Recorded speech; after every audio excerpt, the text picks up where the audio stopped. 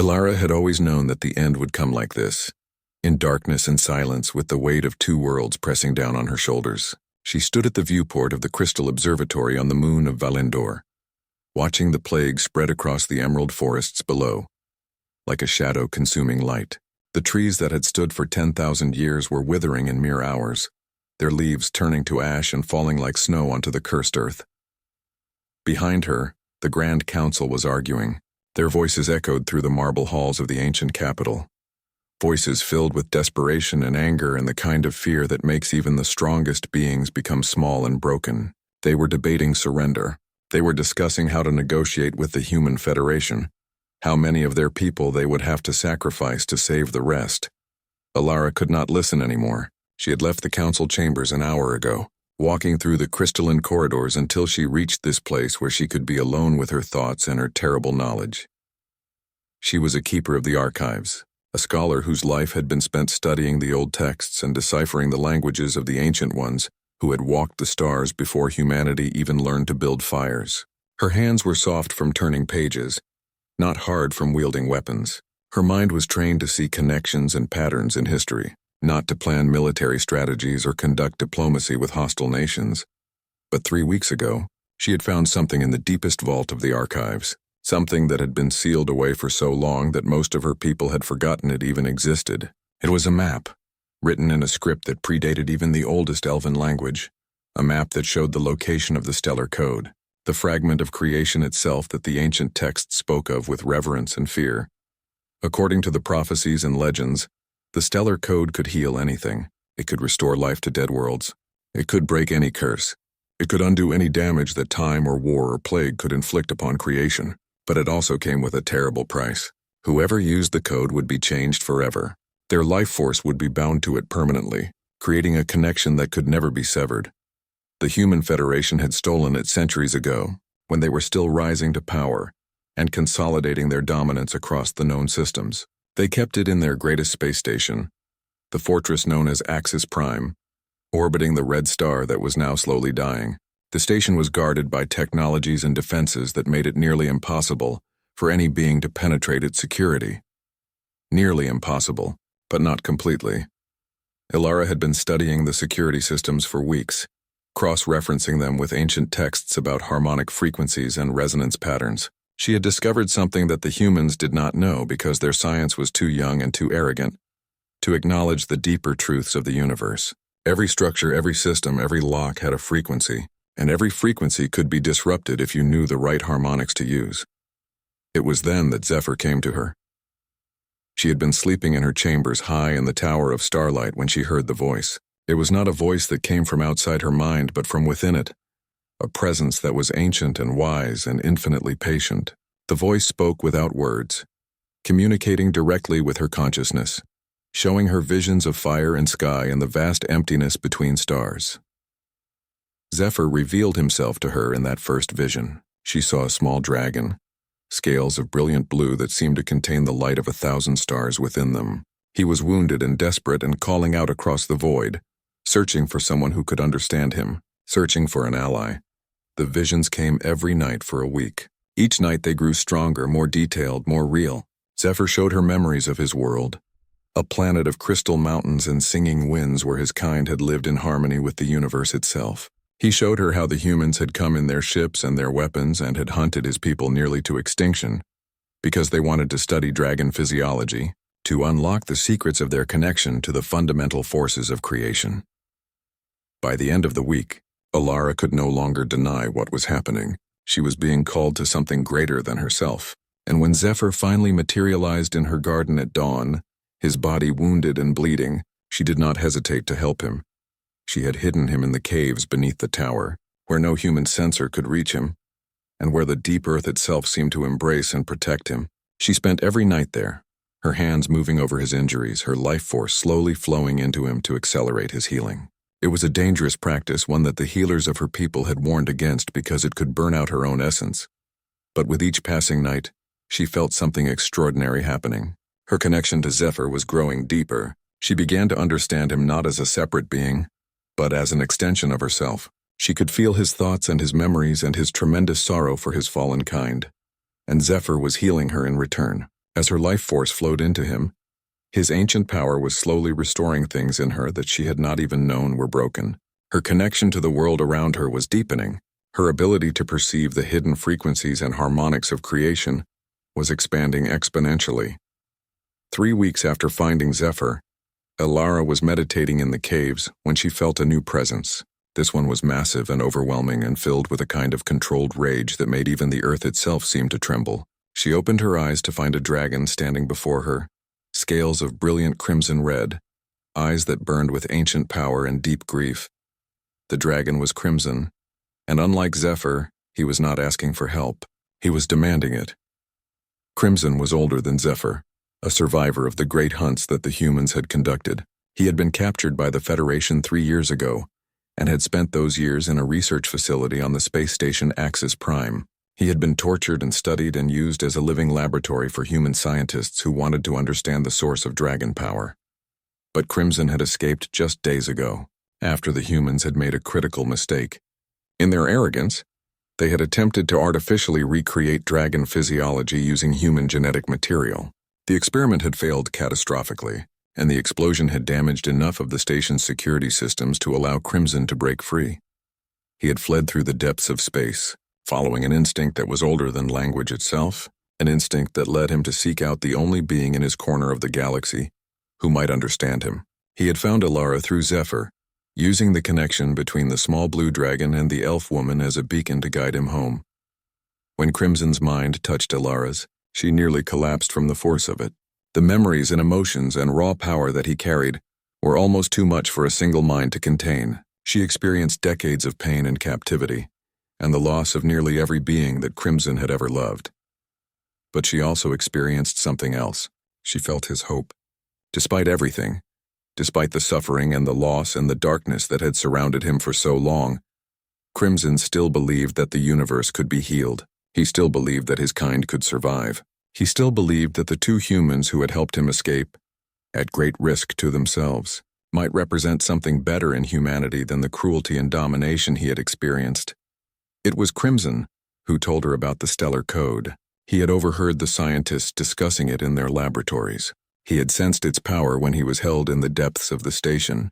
He knew exactly where it was kept, and exactly what would happen if an elf, woman with ancient knowledge and 2 dragons, united their power to take it. They could heal not just the plague of Valendor, but the entire galaxy. They could restore the worlds that the humans and other races had damaged in their expansion across the stars. They could give the universe a chance to become something beautiful again. But it would require a sacrifice. It would require Elara to give everything she had and everything she was. She had agreed without hesitation. Now, standing at the viewport and watching her people suffer, Elara knew that she had made the right choice. Tomorrow they would leave. Tomorrow she and the 2 dragons would journey through space to the station. Tomorrow everything would change. Zephyr entered the observatory with the silence of a ghost, his blue scales catching the light of the dying sun. He moved to her side and pressed his warm body against her leg in a gesture of comfort and unity. Moments later, Crimson arrived, larger and more solid than Zephyr, carrying with him the weight of his ancient power. Elara placed her hands on both dragons, and they stood together in silence watching the plague consume the world below. They were afraid. They were uncertain, but they were also filled with a determination that no force in the universe could shake. The journey would be dangerous. The humans would hunt them. They might not survive what was coming, but for the first time since the plague had begun to spread, Elara felt something like hope blooming in her chest. Tomorrow the real adventure would begin. The journey to Axis Prime took 5 days. They traveled through the deep spaces between stars, moving through dimensions that human technology could not detect because they existed outside the normal spectrum of reality. Zephyr guided them through these hidden pathways, his connection to the fundamental forces of creation, allowing him to perceive routes that no human navigator would ever discover. Elara sat in the small crystal vessel that she had stolen from the archives, a ship so old that most elves did not even know it still existed. It was powered by harmonic resonance rather than conventional engines, which meant that it could move without creating any detectable energy signatures. To human sensors, the vessel would appear as nothing more than a shadow, a glitch in the system, an anomaly that would be dismissed as equipment error. Crimson and Zephyr could not fit inside the vessel. Instead, They existed in the spaces between spaces, moving alongside the ship while maintaining their own connection to it through the bond they shared with Alara. She could feel them out there, their presence like a constant warm pressure against her consciousness, their confidence and their strength flowing into her and keeping her grounded in reality. On the second day of travel, Alara began to experience something unexpected. Her body was changing. Her skin had taken on a faint luminescence, a soft glow that seemed to come from somewhere deep within her cells. Her hair had begun to shift colors, swirling with patterns of blue and red that mirrored the colors of the dragons. Her eyes had changed as well, becoming larger and brighter, more suited to perceiving the subtle frequencies of reality that the dragons move through so easily. She knew what was happening. The bonding process was accelerating. As her life force intertwined more deeply with the two dragons, they were sharing their essence with her, transforming her into something that was no longer purely elven. She was becoming something new, something that had never existed before in the universe. It did not frighten her as much as she thought it would. Instead, there was a kind of beauty to it, a sense that she was evolving into what she was always meant to be. On the third day, they passed through the Kairos system, where three suns orbited each other in a complex dance that had fascinated scholars for thousands of years. Alara had studied this system extensively in the archives, and she slowed the vessel so that she could observe it more carefully. The mathematics that governed the movement of those three stars was so perfect, so elegant, that it seemed impossible that nature alone could have created it. She wondered if the ancient ones who had existed before even her people had walked the stars had left these suns here deliberately, as a kind of monument to the beauty that creation could achieve. She wondered if everything in the universe was purposeful in some way that beings like her could barely comprehend. It was a calming thought, and she held on to it as the journey continued. On the fourth day, Alara sensed something wrong. There was a presence in the void, something that did not belong. She reached out with her expanded consciousness and felt the texture of human minds, dozens of them, all focused on a single point in space ahead of her. A Federation patrol ship, a destroyer class, one of the most powerful vessels in the human fleet. Alara's first instinct was to flee, to use the crystal vessel's speed to escape into a hidden dimension where the humans could not follow. But then she felt Crimson's thought touch her mind, and she understood that they had been expecting this. The humans had probably detected the theft of the crystal vessel. They would have sent out search patterns to try to locate it. Crimson's plan was simple but terrifying. They would not run. Instead, they would go directly at the human ship, moving through the dimensions in a way that would make the vessel appear and disappear from the human sensors like a ghost. They would confuse the crew into thinking they were under attack from a phantom, a sensor malfunction, something that did not really exist. And while the humans were distracted, the dragons would slip aboard the destroyer and remove the navigation codes and star charts that the vessel carried. With those codes, they would be able to reach Axis Prime without the Human Federation being able to track their path. It was an insane plan, but Alara had learned that the most effective strategies were often the ones that were so unexpected that enemies could not properly respond to them. She moved the crystal vessel forward, directly toward the destroyer.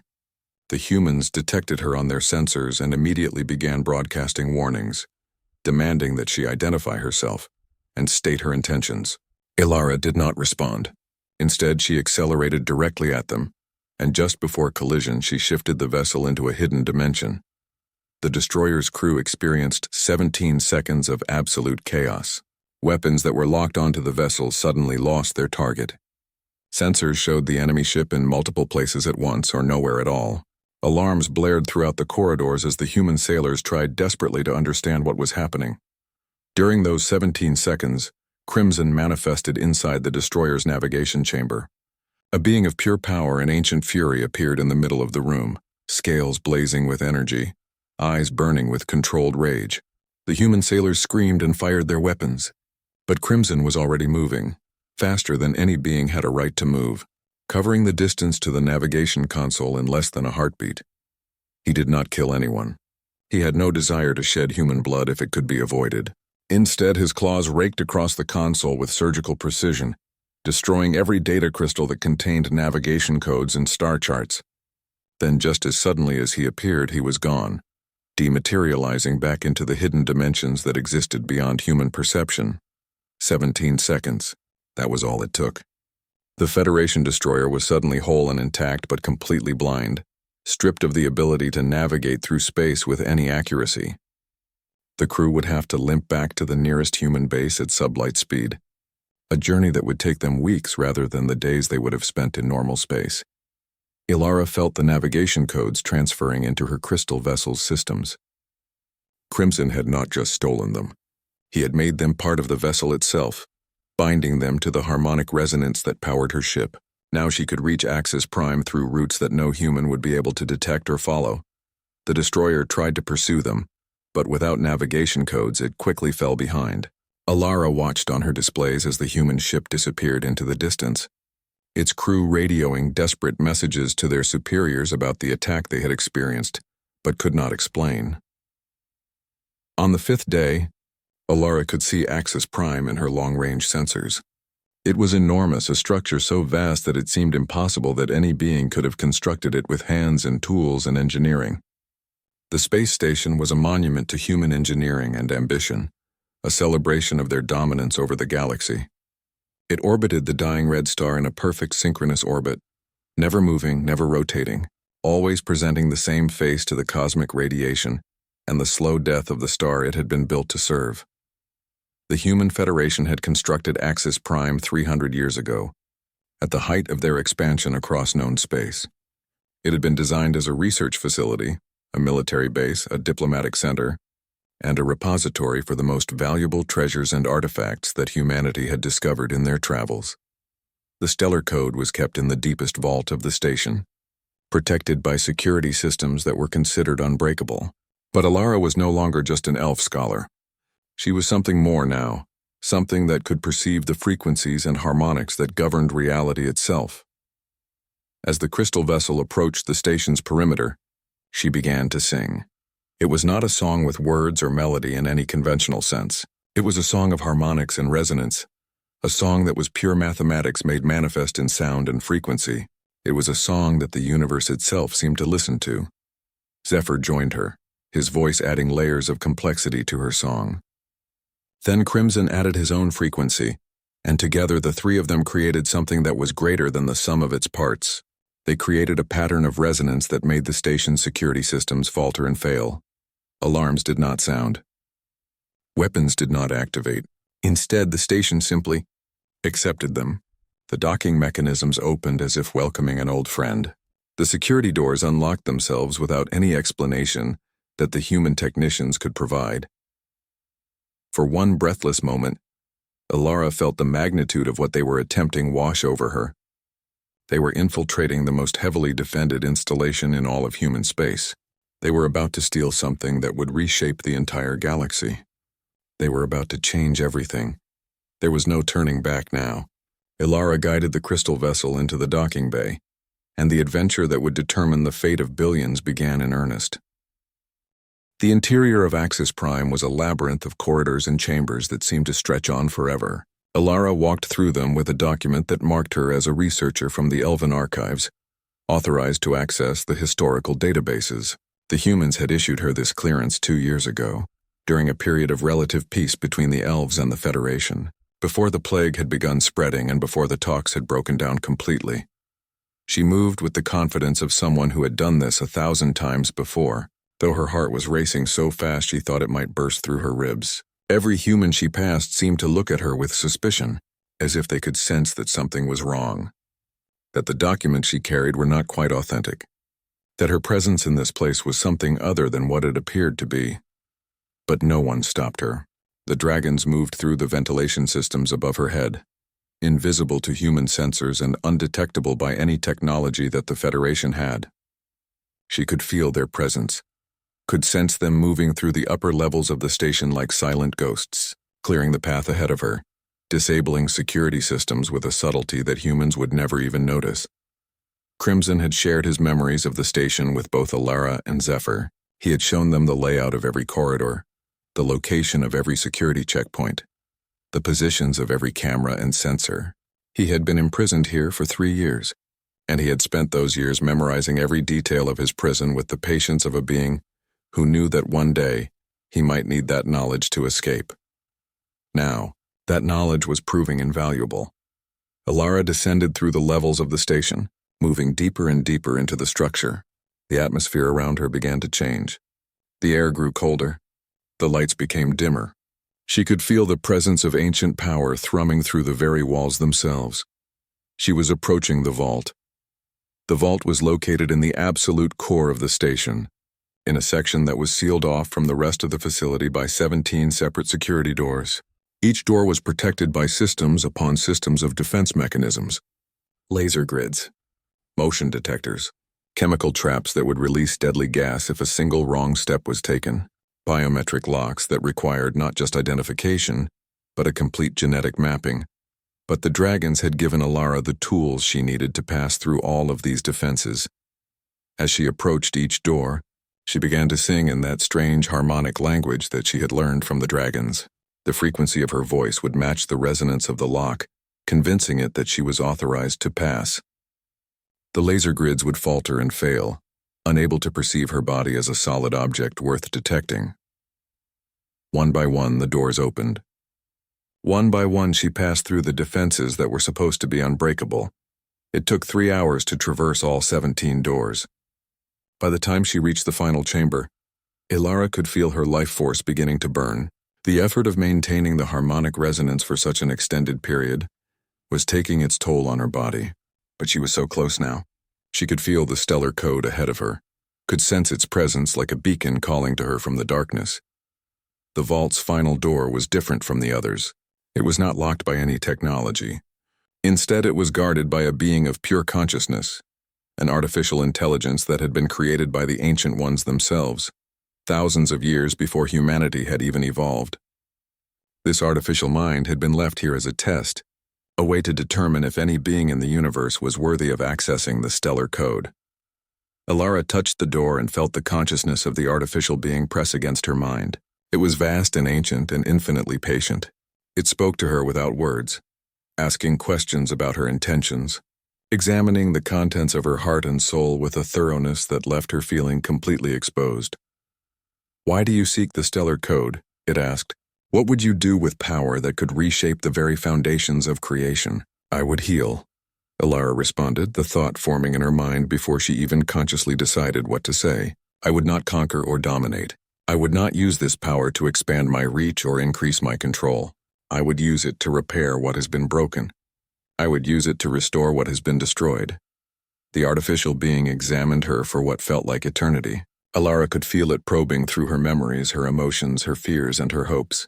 It was searching for any hint of deception or hidden agenda, any trace of the arrogance and desire for domination that infected so many beings who sought power. But it found nothing but truth. Alara had come to this place because her people were dying. She had come because she could not bear to see the universe suffer any longer. She had come because the dragons had believed in her when no one else did. The door opened. The vault chamber was smaller than Alara had expected. It was circular, with walls of polished crystal that reflected and refracted light in complex patterns. In the center of the chamber, hovering in the air, was the stellar code. It was beautiful beyond comprehension. It appeared as a sphere of pure light, containing within it the essence of creation itself. She could see entire universes swirling within its luminescence. She could see stars being born and dying. She could see civilizations rising and falling. She could see the history of all creation reflected in that single sphere of light. Alara approached it slowly, reverently, understanding that what she was about to do would change her forever. Once she touched the stellar code, there would be no going back. Her life would be bound to it permanently. She would never truly be separate from it again. She reached out and placed her hand on the sphere.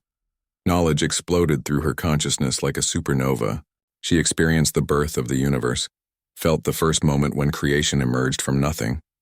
She experienced the pain of the universe as it suffered damage from war and exploitation and greed. She experienced the death of worlds and the extinction of entire species. She experienced the weight of billions of years of suffering, and she understood what needed to be done. The stellar code was not meant to be a weapon or even a tool of healing in the conventional sense. It was meant to be a catalyst for transformation. It could awaken the universe to its own potential for self-healing. It could inspire beings to choose cooperation instead of domination, compassion instead of cruelty. An alarm began to sound. The vibrations of the stellar code had triggered security protocols throughout the station. Humans in armor and combat gear began rushing toward the vault chamber. There was no more time for stealth or subtlety. Ilara needed to move, and she needed to move now. Crimson and Zephyr manifested in the vault chamber with dramatic suddenness. The Crimson Dragon filled nearly half the space with his massive body, his scales blazing with power. The Azure Dragon appeared at his side, smaller but no less formidable, his eyes burning with ancient intelligence. The humans arrived to find the vault chamber filled with 2 dragons and an elf woman who was no longer entirely elf. They saw her skin glowing with harmonic resonance, her hair swirling with colors that seemed to shift between red and blue and white. They saw her standing in the presence of the stellar code, holding it aloft like a trophy. And they knew in that moment that everything they had worked to prevent had come to pass.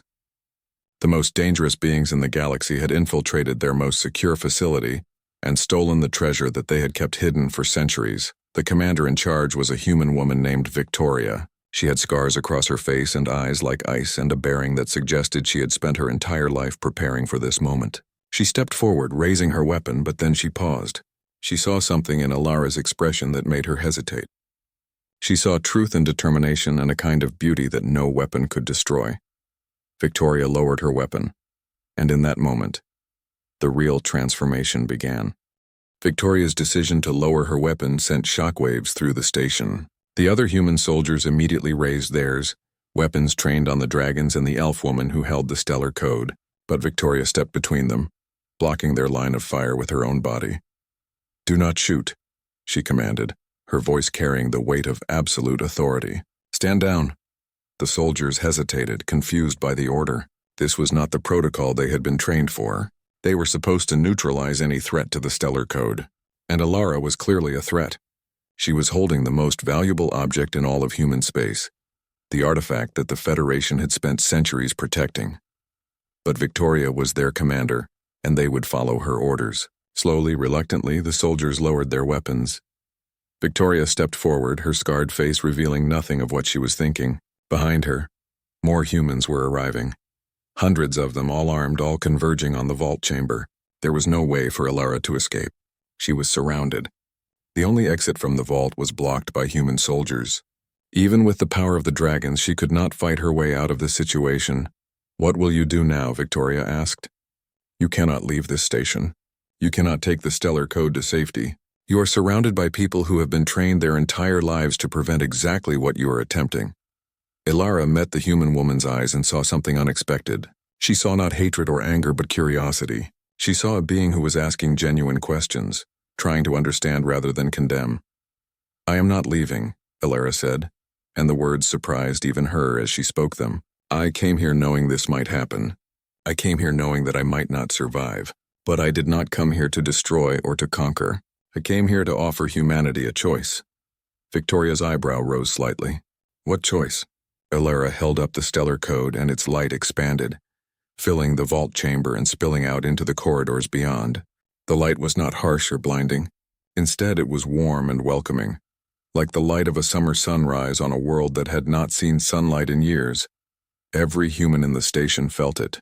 They felt the warmth of that light touching their consciousness, reaching into the deepest parts of their being. And in that moment, they experienced something that was not quite a vision but not quite a memory either. They saw the universe as it truly was, a living entity suffering from the wounds that had been inflicted upon it by greed and domination and exploitation. They saw themselves, not as conquerors or rulers, but as part of something vastly larger than themselves. And they understood with a clarity that was almost painful that everything the Human Federation had been doing, everything they had been building, was based on a fundamental misunderstanding of their place in creation. The weapons fell from the hands of the human soldiers. Some of them fell to their knees. Some of them began to weep. All of them felt the truth that Ilara was trying to show them, but not all of them accepted it peacefully. From deeper in the station, Ilara sensed a group of humans moving with determination and rage. These were the scientists and commanders who had been responsible for Crimson's captivity. These were the beings who had spent 3 years torturing and studying the dragon, trying to unlock the secrets of his power so that they could weaponize it.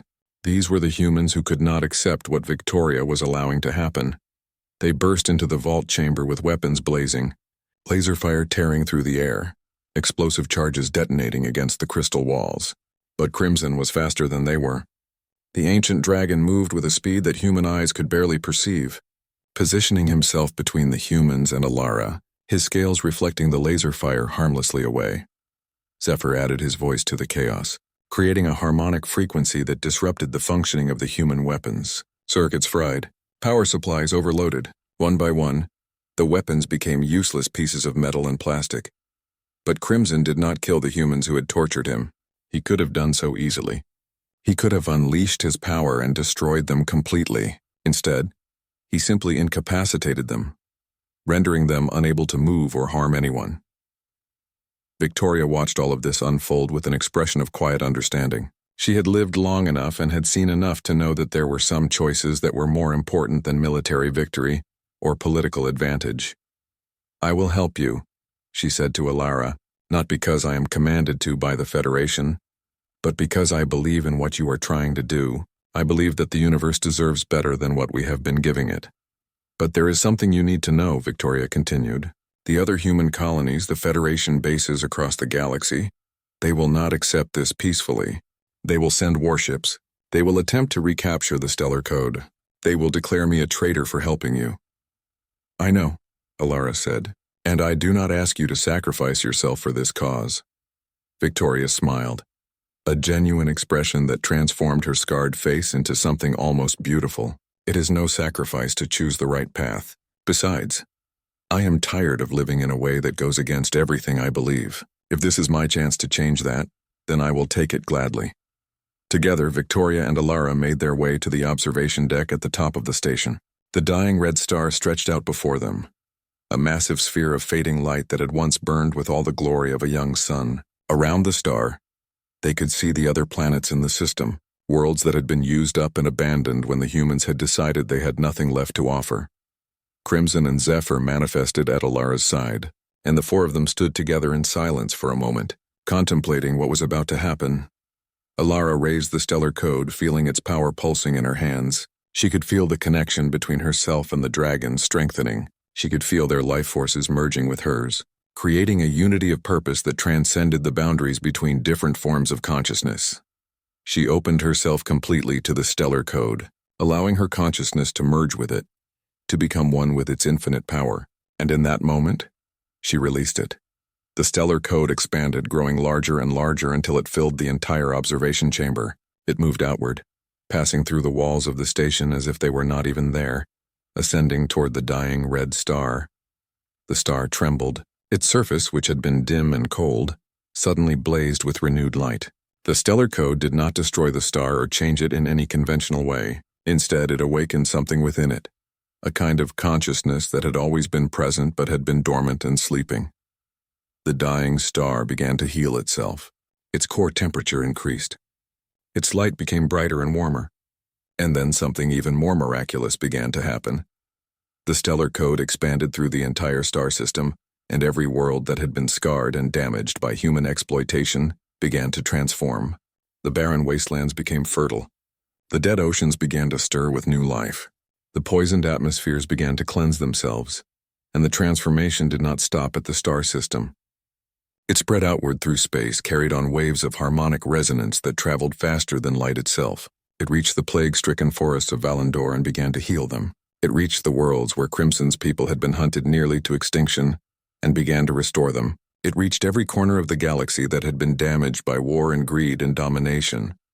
Alara felt herself changing one final time. Her physical form began to dissolve, her consciousness expanding until it encompassed the entire star system. She was no longer a single being contained within a body. She was the transformation itself, the healing power that was moving through creation and awakening it to its own potential.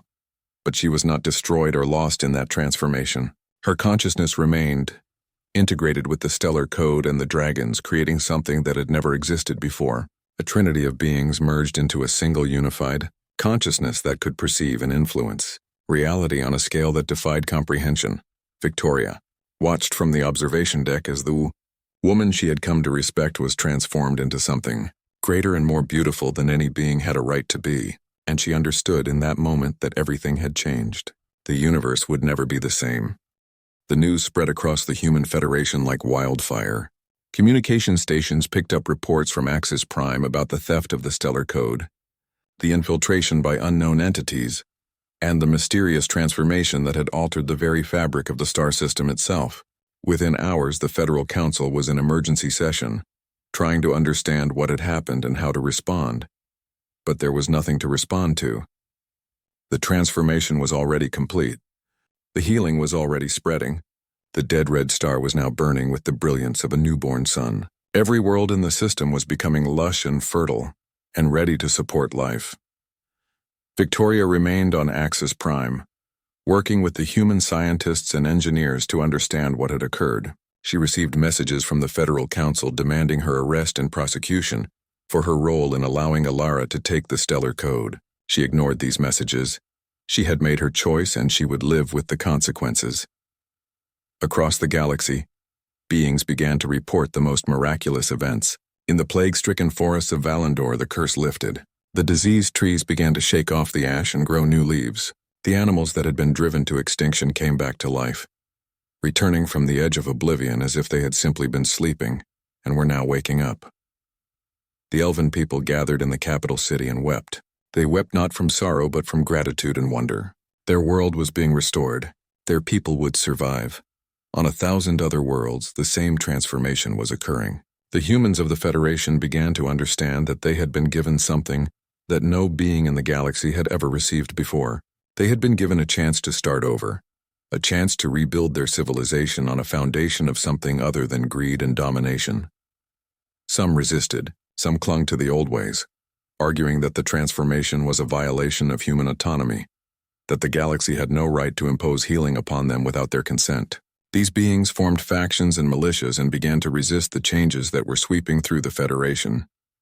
But most beings, most humans and elves and members of the other species that inhabited the galaxy, accepted the transformation. They recognized it for what it was, a gift, a miracle, a second chance. 3 months after the transformation, Victoria received a visitor. It was a being made of pure energy, a consciousness that existed without physical form, that manifested in the observation chamber as a presence of overwhelming light and warmth. It was Alara, or rather, it was what Alara had become after merging with the Stellar Code and the dragons. Victoria, the being said, using a voice that was not quite sound but could be perceived by the human woman's mind. I have come to tell you what will happen next. The transformation that has begun will continue, Alara explained, but it will not impose itself on anyone who wishes to resist it. Beings will have the choice to accept the healing or to reject it, but eventually, over time, they will come to understand that healing is better than suffering, that cooperation is better than domination, that love is a more powerful force than fear. What will happen to you? Victoria asked. Will you remain here in this form for the rest of eternity? I will remain, Alara responded. The Stellar Code has bound me to this role, this purpose. I will be the guardian of the transformation, the keeper of the healing. But I will not be alone. Crimson and Zephyr will be with me always, and in time there will be others. Other beings who choose to merge with the Stellar Code and become guardians of creation alongside me. Victoria felt tears beginning to form in her eyes. You are asking me to join you, she said, understanding the truth of what Alara was offering. I am offering you the choice, Alara responded. You can remain as you are, aging and dying as your kind naturally does, living out your remaining years as a hero to those who understand what you did. Or you can accept the transformation and become something more, a guardian of the healing, a protector of the worlds that are being restored. Victoria did not hesitate. Yes, she said. Yes, I accept. The transformation was quick and gentle. Victoria felt her body dissolving, her consciousness expanding until it encompassed entire star systems. She felt herself merging with the Stellar Code and with Alara, and with the two dragons. She felt the boundaries between herself and others dissolving, until she was no longer certain where she ended and where the rest of creation began. But her individuality remained. She was still Victoria, the scarred human commander who had made a choice to help rather than hinder. But she was also something more now, something that could perceive reality on a scale that would have driven her mad if she had retained her fully human consciousness. Across the galaxy, beings began to report more sightings of the transformed ones. They appeared in the skies above dying worlds, their presence bringing healing and restoration. They appeared in the minds of beings who were struggling with fear and doubt, offering comfort and guidance. They appeared as lights in the darkness, beacons of hope for a universe that had known too much suffering. The Federation began to change rapidly after that. With Victoria gone and Victoria's replacement sympathetic to the transformation, the human government began to work with the other species to establish new systems of cooperation and mutual support. The old ways of domination and exploitation were abandoned. Not because beings were forced to abandon them, but because they were beginning to understand that these ways did not serve their interests. In the forests of Valendor, the elven people rebuilt their civilization with a new purpose. They began to focus on preserving and protecting the natural world, rather than just harvesting it for resources. They established schools where young elves learned about the transformation and about the choices that Alara and Victoria had made to bring it about. Crimson and Zephyr, existing now in their transformed state alongside Alara and Victoria, worked to restore the dragon species from the brink of extinction. They guided younger dragons to the transformation, teaching them the ways of the Guardians, helping them understand that their power was meant to serve creation rather than dominate it. 10 years after the transformation, the galaxy was almost unrecognizable from what it had been before. The wars had ended. The exploitation had ceased. Beings of different species lived together in relative harmony, working together to restore the worlds that had been damaged and to build civilizations based on cooperation and mutual support, rather than conquest and domination. There were still conflicts and disagreements. There were still beings who resisted the transformation or who misunderstood its purpose. But the fundamental nature of galactic civilization had shifted in a way that could not be undone.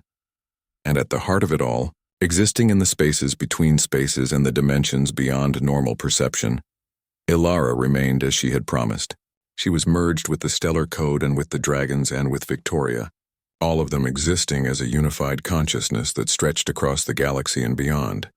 She remembered what it had been like to be a single elf woman, walking through the halls of a library, studying old books and deciphering ancient languages. She remembered the fear and uncertainty of infiltrating Axis Prime, the danger of the journey through space, the terrible knowledge of what she would have to sacrifice to heal her world. And she understood now that every moment of that journey had been necessary. Every choice had been the right choice. She had not destroyed her world or herself. She had transformed both into something that was more beautiful and more true than anything that had come before. And though she existed now in a form that was radically different from what she had been, and though her consciousness had expanded far beyond what her original mind could have contained, she was still fundamentally herself. She was still the scholar who had loved old stories and forgotten histories. She was still the being who had believed that healing was more powerful than destruction. The legend of Alara and her dragons spread through the galaxy and beyond. It was told in 1,000 different ways by 1,000 different beings, each retelling slightly different from the last, but all of them capturing some essential truth about a being who had chosen compassion over conquest, healing over war, and unity over domination. And in the quiet moments, when the transformation was not actively manifesting in any particular location, Ilara would retreat to her place between spaces and remember what it had been like to be small and mortal and limited, and she would find that she did not regret the loss of that state. She had become something greater, something that could truly make a difference in the universe. But she would always carry within her the memories of what she had been, and she would always honor the journey that had brought her from being a scholar in a library to being a guardian of creation itself. The universe had been healed. Not perfectly, not completely. Not in a way that meant that suffering had been eliminated entirely, or that all beings had learned to live in perfect harmony, but it had been healed. The transformation was real, and the possibility that had been awakened in creation would continue to unfold and grow for billions of years to come. And that, Ilara knew, was enough. That was more than enough. That was everything.